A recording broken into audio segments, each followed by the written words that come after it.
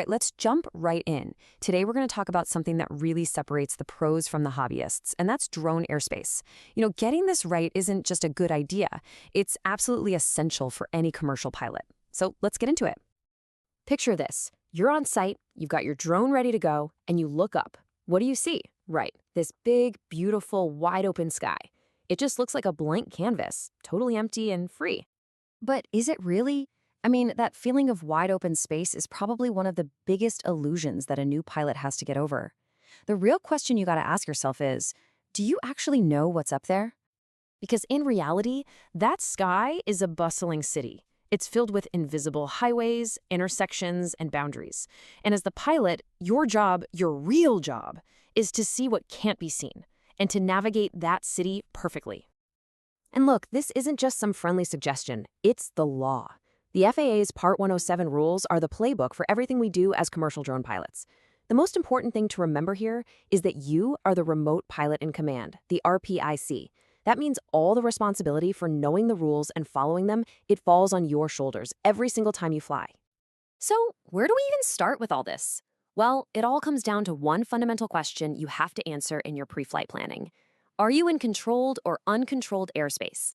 Okay, let's break this down. Because honestly, the entire airspace system really boils down to this single distinction.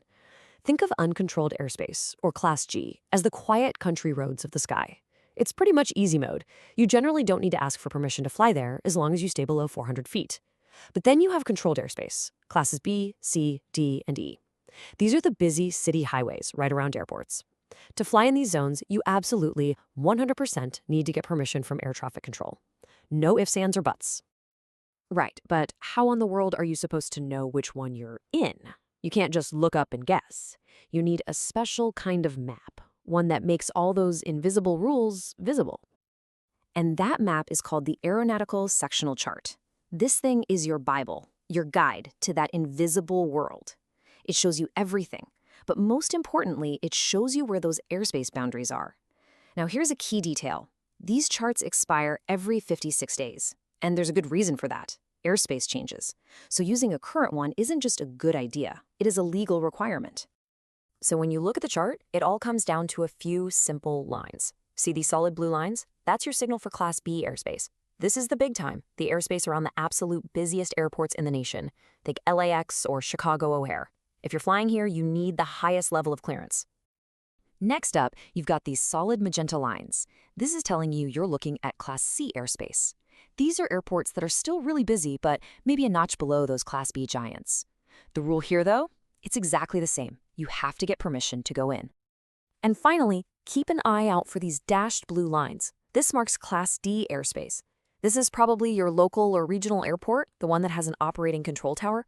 It might seem smaller, but hey, if there's a tower, it's controlled airspace. And that means you still need that authorization. Okay, so you've done your homework, you've checked the sectional chart, and yep, your flight location is sitting right inside one of those colored lines. So what's next? How do you actually get the keys to fly in that controlled airspace? Well, the rule itself, Section 107.41, is about as clear as it gets.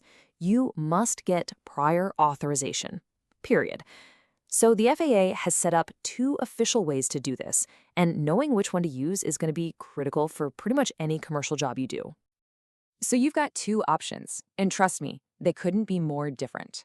First, you've got LAANC. Think of this as the fast lane, the easy pass. It's an automated system that can give you approval almost instantly. Then, there's the FAA DroneZone. This is the slow road. It's a totally manual application that someone at the FAA has to physically review. So why do I call the FAA DroneZone the slow road? Get this, the FAA actually recommends that you submit a manual request at least 60 days in advance. Yeah, 60 days. For any working pilot on a deadline, that's not going to work. This is exactly why LAANC is the tool we use for our day-to-day operations. It's absolutely essential. Now, what's really cool about Part 107 is that it's not just a big book of no's. The rules are actually pretty smart. They've got some built-in exceptions that let us do some really incredible jobs, like inspecting tall towers and buildings. So let's talk about a super common job. Say you get hired to inspect a 600-foot cell tower. You might be thinking, wait a minute, doesn't Part 107 say I can only fly up to 400 feet above the ground? So how is this even legal? Well, here's how. There's a special exception in the rules, Section 107.51. It says that if you're inspecting a structure, you can actually fly higher than 400 feet as long as you stay within a 400-foot horizontal bubble all the way around it. You can even go up to 400 feet above the very top of it. But, and this is so important because it trips up a lot of pilots, this tower exception is an operational rule. It's about how high you can fly. It has absolutely nothing to do with where you can fly. So if that 600-foot tower happens to be inside Class D airspace near an airport, you still have to get a launch authorization to even be there. They are two separate safety checks you have to make every single time.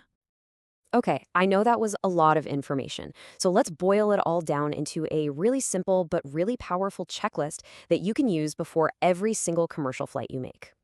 This right here is your 5-step plan for a safe, legal flight every time. Number 1, check your airspace on a current chart.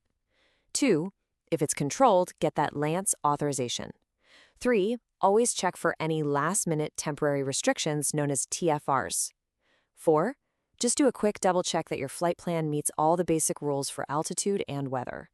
And finally, number 5, if you see you're near special use airspace like a military restricted area, remember you need to get permission from them, not the FAA. Master this checklist and you're flying like a pro. You know, once you get these fundamentals down cold, it really opens the door to way more advanced flying. The rules we just talked about, they're your foundation. So the real question is, what's the next thing you want to tackle? Maybe it's getting waivers to fly at night, or maybe even flying beyond visual line of sight. The sky, as you can see now, is just full of possibilities, as long as you know the rules.